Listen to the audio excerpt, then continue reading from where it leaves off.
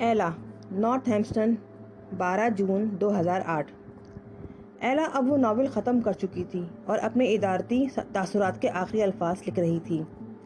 مزید رنگ آمیزی کے لیے عزیز سے بھی تھوڑی تھوڑی مدد لیتی جا رہی تھی، مگر پھر اس نے سوچا کہ یہ بات اس کے صحافتی پیشے کے خلاف ہے اور معاہدہ بھی اس کی اجازت نہیں دیتا۔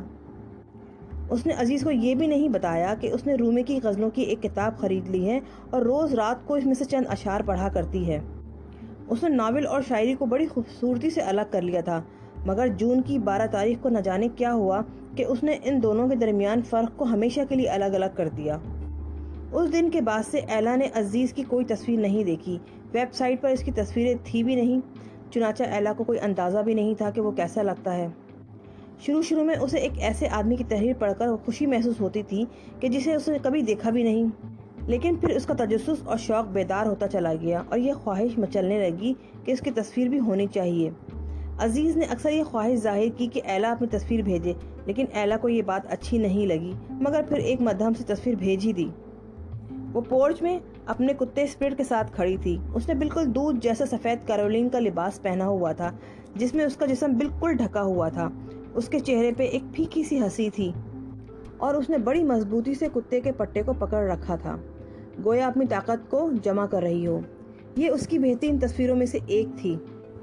یہ تصویر کچھ روحانی اور پاک صاف سی لگ رہی تھی، گویا وہ کسی دوسری دنیا کی مخلوق ہو۔ ایلا نے یہ تصویر ای میل پر بھیج دی۔ شاید وہ چاہتی تھی کہ جواب میں عزیز بھی یہی حرکت کرے، اور حسب امید اس نے ایسا ہی کیا۔ عزیز کی تصویر مشرق بعید میں لی گئی تھی، اگرچہ اس نے وہ علاقے نہیں دیکھے تھے۔ تصویر میں عزیز 1 درجن سے زیادہ حبشی بچوں میں گھرا ہوا تھا جو مختلف عمر کے تھے۔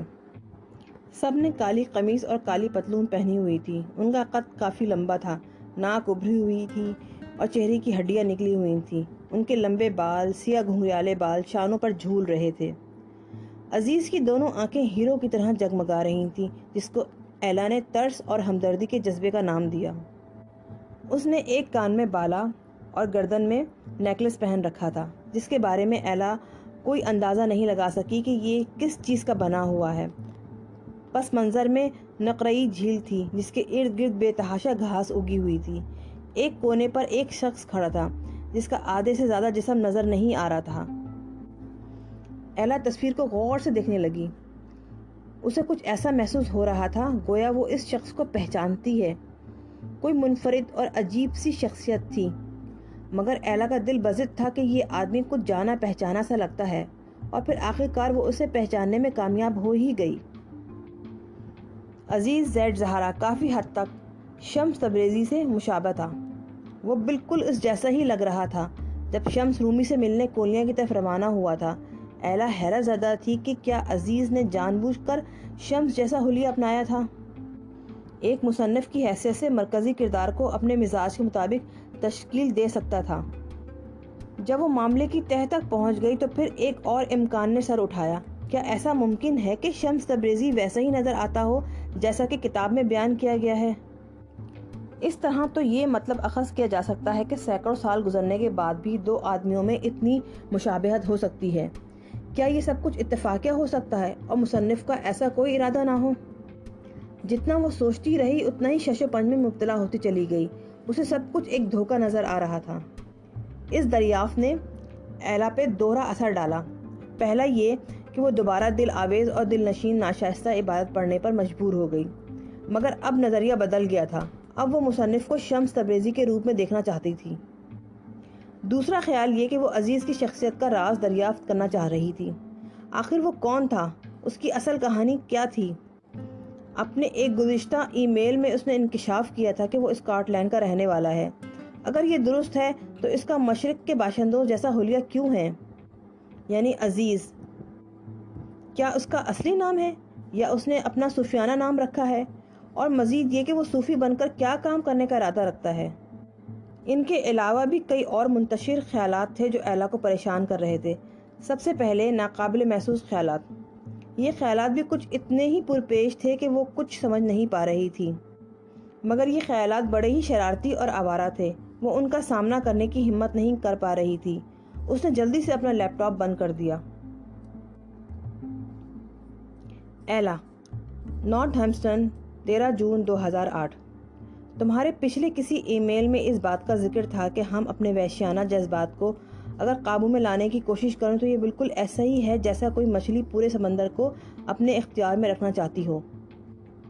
تمہارے دوسرے جملے پر میں زیادہ حیران ہوتی رہی۔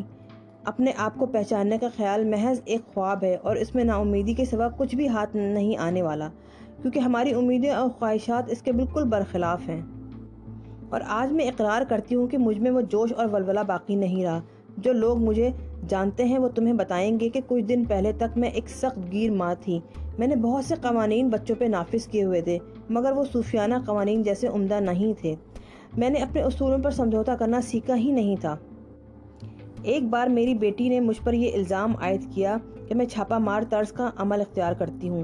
اس کا کہنا تھا کہ میں مختلف انداز سے اس کی ذاتی زندگی میں دخل اندازی کرتی رہتی ہوں اور اس کی خواہشات کا احترام نہیں کرتی۔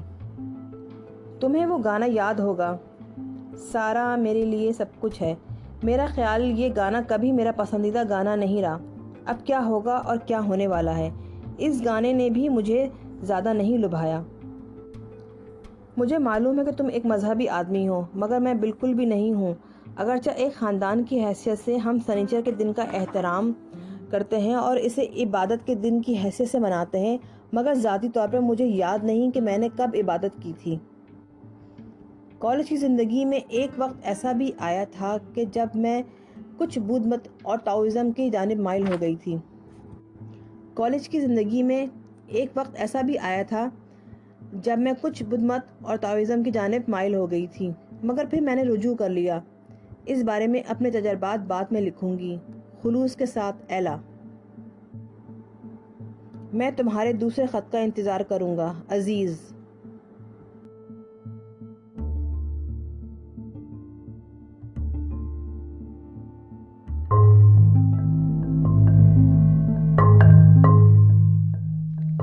جنگجو بیبرس، کونیا، 10 جولائی 1245۔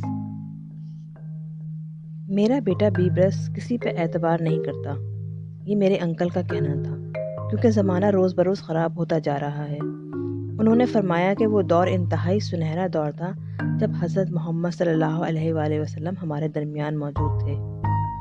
آپ صلی اللہ علیہ وآلہ وسلم کی رحلت کے بعد ہر چیز روبہ زوال ہوتی چلی گئی۔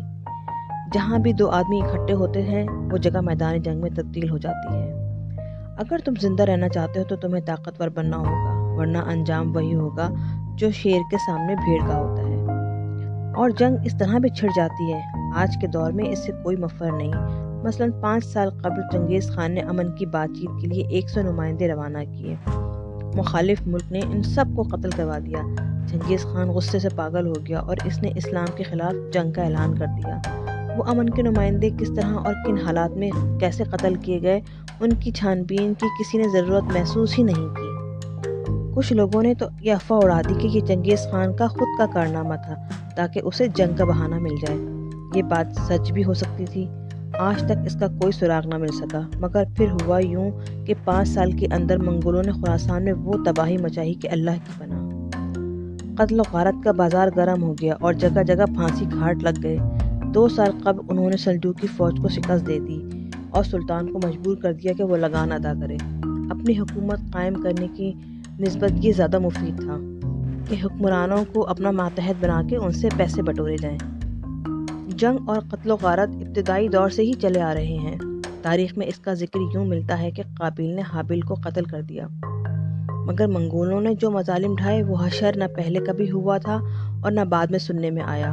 انہوں نے عجیب و غریب ہتھیار ایجاد کیے جو طرح طرح کی اذیتیں انسان کو پہنچاتے تھے۔ تمام منگول سپاہی ہر طرح کے ہتھیاروں سے ہر وقت مسلح رہا کرتے تھے۔ ان کے ہتھیار ایک بلم، ایک کلہاڑی اور ایک خنجر اور ایک نیزے پر مشتمل ہوتے تھے۔ سب سے پہلے وہ زہر میں بھجے ہوئے تیر چلاتے اور پورے گاؤں کو جلا کر بھسم کر دیتے۔ اگر کوئی ان کے ہتھے چڑھ جاتا تو اس کی ریڑھ کی ہڈی توڑ دیتے۔ ان کے پاس سیٹی بجانے والے تیر بھی ہوتے تھے جس سے وہ پیغام رسانی کا کام لیتے تھے۔ خدا کا خوف ان کے دل میں تھا ہی نہیں اور وہ تمام جدید ہتھیاروں سے مسلح رہا کرتے تھے۔ منگول ہر گاؤں، ہر شہر اور ہر دیہات میں بے دھڑک حملہ کر دیا کرتے تھے، یہاں تک کہ تاریخی اور یادگار شہر مثلاً بخارا تک کو انہوں نے نہیں چھوڑا۔ اور اس کو جلا کر خس و خاشاک میں تبدیل کر دیا۔ اور صرف منگولوں پر ہی کیا منحصر، ہم یروشلم گئے جہاں صلیبی جنگیں جاری تھیں۔ وہاں بھی بازنطینیوں کے درمیان شیعہ سنی فساد جاری تھا۔ جب دشمنوں نے ہر طرف سے گھیر لیا تو پھر امن و سکون کا کوئی سوال پیدا ہوتا ہی نہیں تھا۔ یہی وجہ ہے کہ لوگ رومی کو دیکھ کر اپنے دل کو ڈھارس دیتے ہیں۔ مجھے نہیں معلوم کہ دوسرے لوگ اس کے بارے میں کیا سوچتے ہیں، لیکن میرے خیال میں وہ ایک بزدل آدمی ہے اور لوگوں میں بزدلی پھیلا رہا ہے۔ ممکن ہے کہ وہ ماضی میں ایک نیک نام اور اعلیٰ درجے کا دانشور اور استاد رہا ہو، مگر آج کل وہ ملحد شمس کے زیر اثر ہے۔ آج کل کے دور میں جب اسلام کے دشمن جگہ جگہ پھیل گئے ہیں، رومی امن، سکون، اطاعت اور تابعداری کی تبلیغ کر رہا ہے۔ آج کل وہ اس قسم کے اشعار سے مایوسی پھیلانے کی کوشش کر رہا ہے۔ میرے عزیز، تکلیف برداشت کر لو اور زہر بانٹنے سے پرہیز کرو۔ اگر تم ایسا کرو گے تو آسمان تم پر شبنم آفشانی کرے گا، جس طرح کوئی خار کسی پھول کی حفاظت کرتا ہے۔ عالم میں تمہاری حفاظت بھی تمہارا خدا کرے گا۔ چند روز بعد میں نے ایک نئی کہانی سنی۔ شمس تبریزی چند لوگوں کو بتا رہا تھا کہ حضرت علی کا میدان جنگ میں کسی کافر سے سامنا ہو گیا۔ حضرت علی نے اس پر قابو پا لیا اور قریب تھا کہ اپنی تلوار سے اس کا سر تن سے جدا کر دیتے کہ اچانک اس کافر نے ان کے منہ پر تھوک دیا۔ حضرت علی نے فوراً اپنی تلوار میان میں رکھی اور ایک طرف کو ہٹ گئے۔ کافر یہ دیکھ کر حیرت زدہ رہ گیا۔ دوسرے ہی لمحے وہ دوڑا اور حضرت علی کا دامن پکڑ کے پوچھا، آپ نے مجھے کیوں چھوڑ دیا؟ اس لیے کہ مجھے تم پر شدید غصہ آ گیا تھا، حضرت علی نے جواب دیا۔ تو پھر غصے میں آپ مجھے قتل بھی تو کر سکتے تھے، کافر نے سوال کیا، لیکن اس کے برخلاف آپ نے مجھے چھوڑ دیا۔ حضرت علی نے وجہ بیان کی، جب تم نے میرے چہرے پر تھوکا تو مجھے غصہ تو بہت آیا اور میں بدلہ لینا چاہتا تھا، لیکن اگر میں تمہیں قتل کر دیتا تو یہ ایک بری مثال قائم ہو جاتی اور یہ میری بہت بڑی غلطی ہوتی۔ حضرت علی نے اس کو آزاد کر دیا۔ اس اچھے اخلاق کا اس پر یہ اثر ہوا کہ چند روز بعد ہی وہ دائرہ اسلام میں داخل ہو گیا۔